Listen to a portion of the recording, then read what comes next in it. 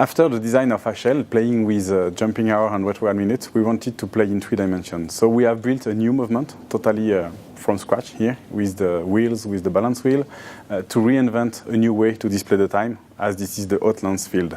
The design innovation was a technical idea, to make a link, a visible link between the chain, the jumping hour chain, and the escapement. So we wanted to have a bridge, a rotating bridge, on the axis to show the motion of the heart of the watch. We wanted to show that, to display that, to have a real separation between the energy of the movement and the energy of the complication. The complication is to make the jumping hour of the chain, but for that we need to separate all the energies.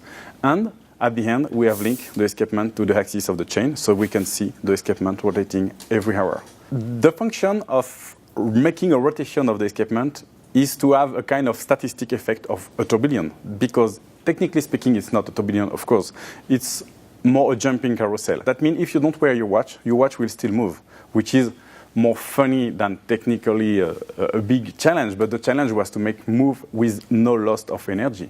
And this is why we have built a dedicated barrel for the complication and a separated movement with a speed limiter, with dedicated wheels regulation, with many components that you can see on the movement, which is made of 552 components.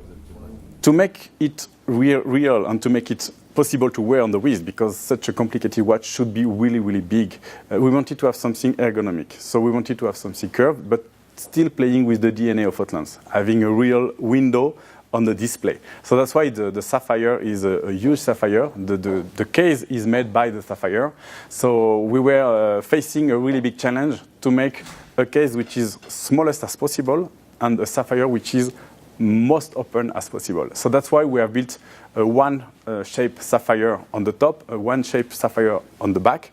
And this is really a huge nightmare to supply that kind of pieces. To give you an idea, we need to kill 6 pieces to save 1, because it's really difficult. Most of the pieces are exploding during the production level. So it's quite difficult and a big challenge. But at the end, the result is you can see the watch on your wrist as if you were just wearing a motor on your wrist, which is the goal we wanted to have. We have decided to produce 28 pieces in white gold and 28 pieces in pink gold in the other side. For sure, we are already thinking to have a more sportive design with a titanium case for another limited edition, for another also target of customers who want to have something more easy to wear.